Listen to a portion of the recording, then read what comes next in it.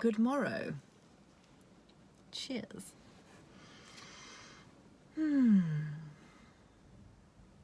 Okay, let's get this party started.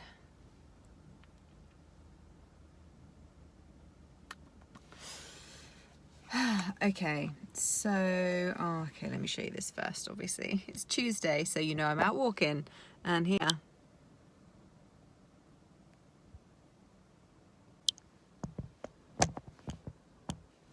If you see my eyes drifting off into the distance, I'm just staring at the beautiful ocean that's crashing away in the background there. Hey, Billy. So, I wanted to talk to you about this idea of safety. I think we talk a lot about cultivating safety within ourselves, getting ourselves energetically aligned with an idea or a way of being in the world. Often we will look at, the things that are triggering us around becoming that person or having that thing. And usually on that list, there's at least one thing that is anchored into a sense of, if I have it, it's not safe for me to have that thing. So whether it's a certain body type or an amount of money or clients or status or impact or whatever the fuck you're wanting to call into your life. And I was out on my walk today, and I've been doing a lot of work around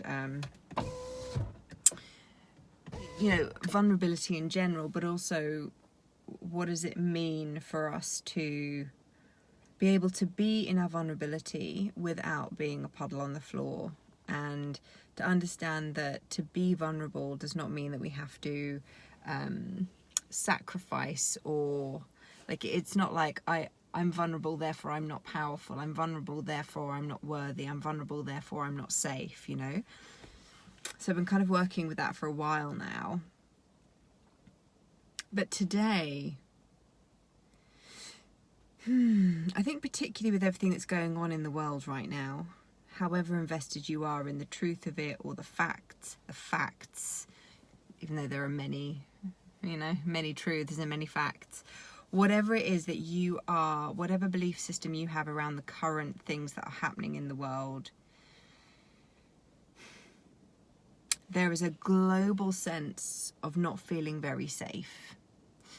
There's a global sense of fear.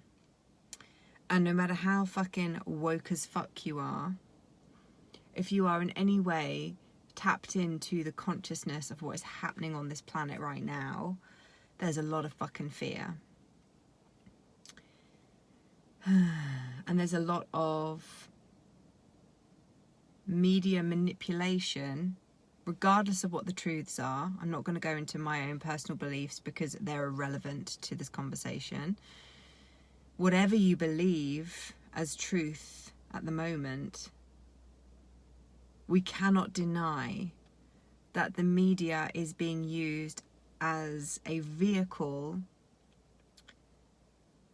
to kind of mainline fear and a sense of unsafety, to push people into compliance and acting a certain way, whether they need to be acting that way or not, right? So even if it's all valid and it's all true, right, then even if that is the case, I do not like using fear as a tool of manipulation, ever.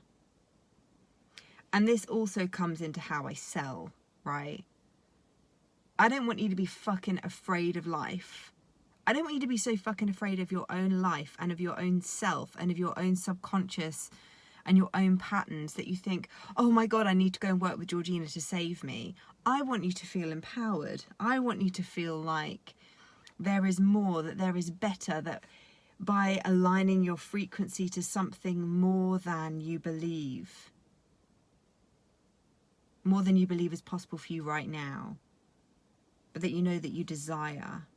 By aligning your frequency with that, you get to become that person, embody that person, have the things, do the things, create your own reality, right? That's my desire for you. I never want someone to feel so afraid of their own fucking life and that they feel like they have to come and work with me to save them, because that's not what I'm about. And so when I see that happening in the media, I understand that fear is a very powerful way to control people, but it's not my choice. It's not my weapon of choice. Do you know what I mean? Anyway, I don't want this to turn into a political rant, but my point is that there is a lot of fear mongering and a lot of, you've got to be really fucking mindful of your energy and your focus and where you're spending your time, your energy, what you're looking at online, what you're watching on the television. Like right now, always, but you know, particularly when we're in the midst of something that is, you know, like the fucking mess that the planet's in right now.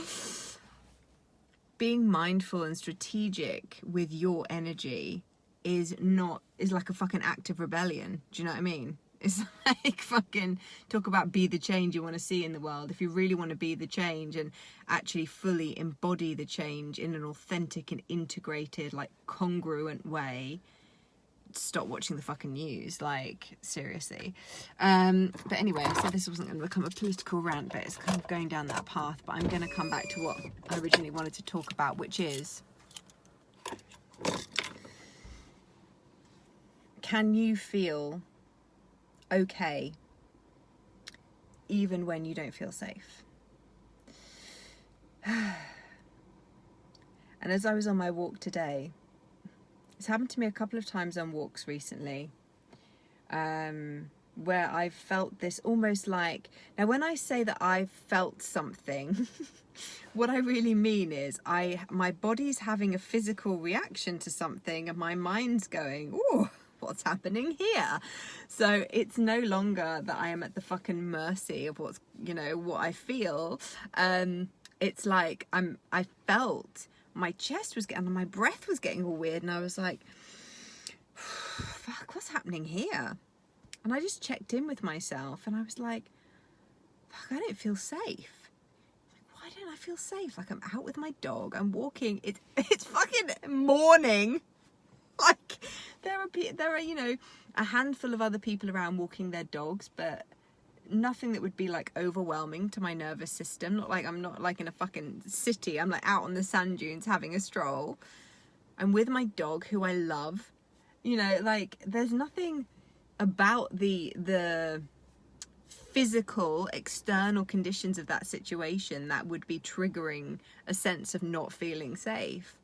It was coming from inside of me.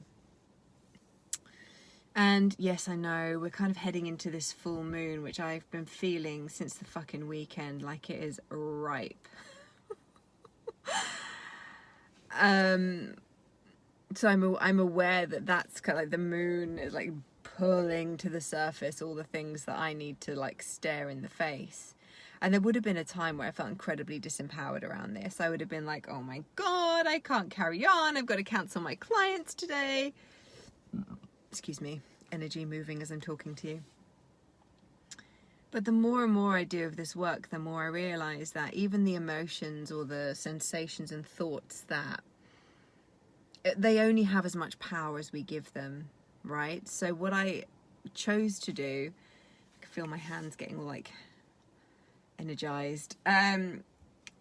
What I chose to do was just breathe and like actually allow my body to do what it needed to do, which was to kind of have some type breaths. So I allowed my body to do that, and I just moved through the feeling, and then some tears came, and I was like, what was that all about? And it just dawned on me, like how many times in my life have I felt unsafe for some reason, not even had a, you know, as I say, like an external reason why I might feel that way, and just let it derail my day or my week, or then allowed it to run riot in my head and play out all these fucking stories. Whereas actually, it's okay to feel unsafe. Feeling unsafe and being unsafe are very different, you know? I can take care of myself physically. Like, you know, got the training. But it's it's just interesting what happens in the nervous system when we're carrying any kind of trauma around not feeling safe. And when I look back through my life, I mean, I had patterning from birth that the world wasn't a safe place. Not because my home wasn't safe, my home was very safe, but it was more about the perceptions that my parents maybe had about the outside world. And I think even from a very early age, my parents knew that I was a little bit different, shall we say, a little bit sensitive. And so I think my perception of what I remember is that I was kind of wrapped in cotton wool. And I even have a very distinct memory of my dad, like, feeling he needed to protect me from a situation which was just some men saying what a pretty kid I was. And he like was like, whoa, and he got really defensive and like kind of like swept me out of the restaurant. And then I was just like, what the fuck just happened? You know, obviously as a kid I probably didn't say what the fuck, but I didn't start with the profanity quite that early in my age. That happened more around teenager when I was being a massive rebel, and it stayed the course well into adulthood. But yes, these are my musings. These are my musings for today. How okay are you with being unsafe? And it's almost that thing of like, can I feel the fear and do it anyway? Because fear is one thing, right? But to actually feel like unsafe, like you're in some way under threat, that your safety, that your life, really, when you think about what does it mean to be unsafe, it's almost like your nervous system is saying, you're going to die, like you're not safe here, you need to protect yourself, you need to find shelter, you need to get out of this situation, or you need to fight. So you've got that fight or flight thing happening in your nervous system. How okay are you with just being with that? Like, can you just sit with that without having to fight and without having to fly? Can you just feel it and let the emotions process through your system? Or do you feel like you have to act on it and you have to do something? I'm not saying that either of these things are right or wrong. These are just like musings and reflections that I've been playing with today. But when I was having those like panicky breath moments on my walk, it just led me to thinking like, I used to have like full-blown panic attacks, you know, and that's effectively what they were. They would start as like this feeling, and then they felt like they were just out of control, and I was out of control and I didn't know what to do. I just feel so grateful that I have the presence of mind, but that I've taken myself through so many fucking processes, and that I've put the work into understanding that I am fucking emotional. I am emotional. Like, yes, okay, so many of you reflect back to me this power and this like warrior and I'm like, fuck yeah, I'm all of those things, bitches. Like, I'm all of those fucking things. But I'm also like this big fucking marshmallow on the inside, you know, like I'm many, many fucking things, and so are you. So you don't have to sacrifice your vulnerability in order to be powerful. And you don't have to sacrifice your power just because you feel unsafe sometimes. You get to be all of it. You get to be all of the things, and you get to show up as whoever you are on the day. And it's really about your own acceptance of who you are and where you are. That's what's going to guide people into how they should feel about you, right? And if they're triggered by, or, you know, uncomfortable around how okay you are with yourself when you're in those various, you know, highs, lows, whatever, ebbs and flows, then that's their shit, right? It's only your shit if you're worried about how they perceive you. Which a lot of my stuff has been around, like, the perceptions of others. I've worked through so much of that stuff, and I continue to work through it. You know, there's even a part of me right now, I'll be authentic and vulnerable as fuck with you right now. There's even a part of me right now that's like, are people going to enjoy this live stream? Are people going to get what I feel that I want them to get from it?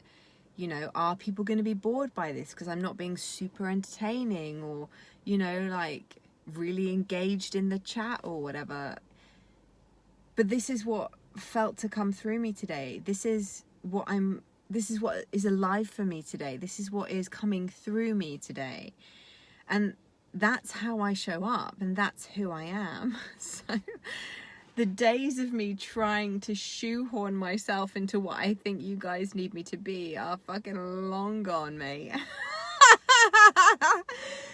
And this is a part of who I am.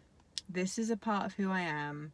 This kind of philosophizing, moving myself through my own thought forms, verbalizing whatever I'm witnessing within myself. Like, this is a big part of who I am, and this is like this is what it's like in my head all the fucking time. I think maybe you don't realize it's not like I get a break from my own fucking brain. Like, my brain is constantly witnessing the world and transmuting it into lessons for me. My brain doesn't really often get a day off unless, like, I am very, very specific about, I'm going to go and do something with friends, I'm switching my brain off, and even fucking then, I was going to say I can't help it, but I don't really want to help it, because I love the fact that my brain is constantly using life as a way to reflect back to me what I need to know about myself in order to evolve. I am a living, breathing, as my friend Michelle would say, actualizing. She says actualizing a lot, and I love it. I am a living, breathing actualization of the thought forms that are moving through me at any time, which can be a little bit disorientating sometimes, I won't lie. Sometimes it is, I come back to the core question of, who the fuck am I? Because there are so many thoughts and observations, and I'm so self-aware that sometimes I kind of self-develop myself out of myself. And as my friend, this beautiful Jamie Schumacher once said to me, she was like, you like your personality. That's why it's hard for you to go through an ego death like I was going through earlier this year when I went through the womb spiral. She's like, you like yourself. You like who you are. And I was like, oh my God, yes, you're right. And then I was like making myself wrong for it. And then I was like, hang on a minute. That's fine. That's fine. It's fine to like who you are, and it's fine to, it's okay to be okay, and it's okay to like your personality. Like, in the spiritual community, I think we get a little bit of the personality is just this front, and we want to find out who you are underneath, and who are you really, and who is your soul, what is your soul. And I'm like, well, that's all well and good, and I do that continually. But in order to navigate this 3D realm in which we are situated right now, the personality comes in fucking handy, you know? No such thing as a day off my... Right. Hi, Eva. Nice to have you. It's nice to know I'm not alone in my rambling. But isn't it a beautiful, beautiful gift to be able to have something like these places where, you know, what did people do before the internet? You know, like, what did people do? I suppose they wrote fucking books, but, you know, I've written one, and let me tell you, the second one's in the pipeline, but it's been put to sleep for a little while whilst I figure out what the fuck I actually want to say. And just being able to speak what's coming through feels so much more natural to me anyway. Is there anything else that really needs to be said today?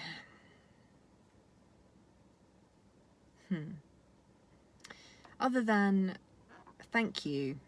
If you've got this far in this live stream and you've remained present with me, then I trust that there was something here for you. And it's a great reminder to me that showing up however you are, whoever you are, and showing people deeper and deeper layers of who you are is only ever going to be a beautiful thing, and a good thing, and a positive thing. And as I had a conversation with one of my lovely business coven ladies today, and I just said to her, you cannot control how other people receive you. And I cannot control how you receive me. I can't. I can ask you to have an open mind. I can ask you to turn on your inner mirror and be like, what is she reflecting back to me? If you're bored of listening to me just kind of move through my own thought forms, Where are you not giving yourself permission to just be a bit more slow and gentle with yourself? And what are you maybe not wanting to look at? Or maybe where do you feel like you have to entertain or perform in order to keep people engaged in what you're saying? Where are you not trusting that the message is enough? Stuff like that, right?